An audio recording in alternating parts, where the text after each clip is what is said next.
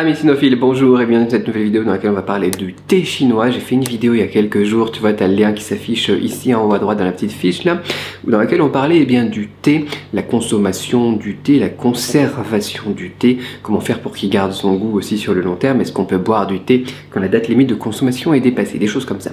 Et j'ai eu une question complémentaire de Pascal qui avait posé cette question à la base, qui me demande: autre question, as-tu une préférence pour le thé bio ou pas? Alors ça c'est une question très intéressante qui permet aussi d'expliquer un petit peu moi, mon avis, mon parcours sur pas mal de choses.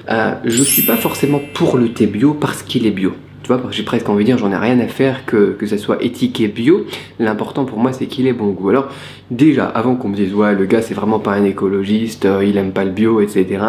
Non, je suis un importateur et je peux voir des choses et du coup parfois quand c'est étiqueté bio, moi ça me hérisse les poils. Je sais pas comment est-ce qu'on dit ça, mais ça m'énerve. Ça m'énerve pourquoi? Parce qu'on fait du bio. Moi j'ai fait du bio, par exemple, j'ai fait des t-shirts bio avec du coton bio en Chine continentale. Tu vois, dans le nord de la Chine on fait du coton et on fait du très bon coton bio. Et je fais des t-shirts, tu vois, et puis voilà, je montre des exemples, j'envoie des échantillons aux clients, tu vois, et puis il me dit ouais mais j'aime pas trop la couleur, tu vois, là la couleur c'est un petit peu beige, un petit peu crème, ça fait pas très propre, je préférais avoir des t-shirts blancs. Et du coup pour faire des t-shirts blancs, qu'est-ce qu'on doit faire? On doit les chlorer, tu vois, et utiliser plein de produits chimiques, etc. C'est-à-dire qu'on nous demande de produire du coton bio qui est clean, qui est vraiment super, tu vois. Enfin, si tu veux faire du bio ou si tu veux faire de l'import ou n'importe quoi, contacte-moi. On fait des trucs super en Chine, le prix est un petit peu plus cher que le coton par exemple qu'on peut faire dans d'autres pays d'Asie du Sud-Est, mais la qualité elle est au rendez-vous quoi. Mais si derrière on me dit ouais mais je voudrais chlorer maintenant tout ça pour les blanchir, les t-shirts, et utiliser plein de produits chimiques, etc. qu'on va déverser ensuite dans la nature et des trucs comme ça, tu vois, ou qu'on doit recycler mais ils sont pas recyclables, tu vois quoi. Ça m'énerve,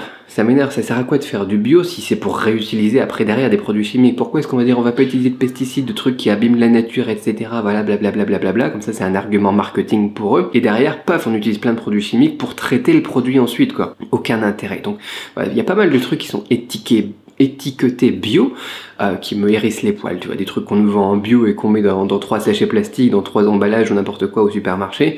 Enfin, voilà, tu vois, il y a un moment où il faut se poser les bonnes questions, quoi. Soit tu fais le truc de A à Z, soit tu le fais pas, quoi. Si c'est juste pour dire justement bio, vendre ton produit plus cher, faire plus de marge, et que l'idée derrière elle est pas du tout éthique mais plutôt marketing, non. Tu vois, moi je jette pas du bio parce que c'est bio, parce qu'on me vend le bio et que les gens ils vont me dire le bio c'est bien, le bio c'est beau, c'est bien, tu protèges la nature, etc.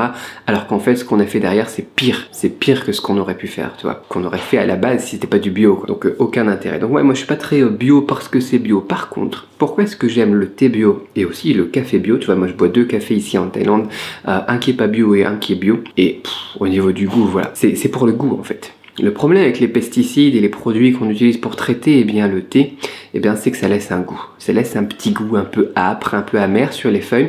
Et quand tu es vraiment un gars qui est un petit peu, tu vois, gourmand, mais qui a tendance à goûter les choses, tu vois, et à comprendre aussi les différences entre les différents niveaux de qualité. Tu vois, moi je vais goûter des cafés, je vais goûter des thés, mais dans le sens gastronomique du terme, quoi. C'est pas le truc où j'arrive et je mets 2 kilos de lait 2 litres de lait dans mon café et puis 3 paquets de sucre.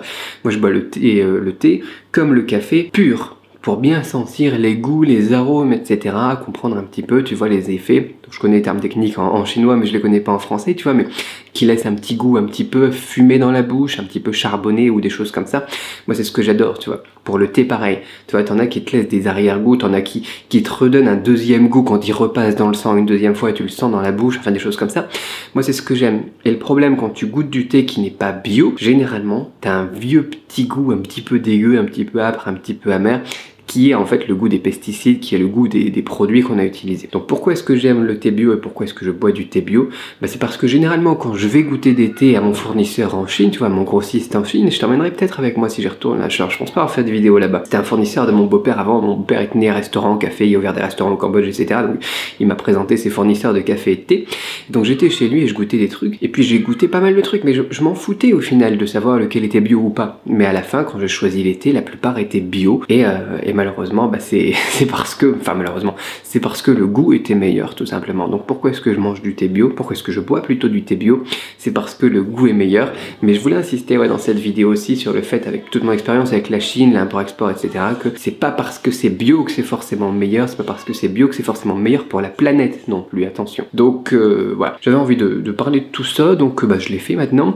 Donc oui, je bois du thé bio et du café bio qui en général bah, constitue 70 à 80% moi de mon stock à la maison, parce que c'est meilleur, tout simplement. Pas parce que c'est bio quoi, parce que c'est meilleur au niveau du goût. Voilà, j'espère que ça répond à ta question Pascal, et je vous invite tous tout simplement à goûter les thés, à aller faire des dégustations, et ne pas demander si c'est bio ou pas, goûtez tout simplement, et à la fin vous vous rendrez compte généralement que les meilleurs que vous avez bu bah, sont généralement bio.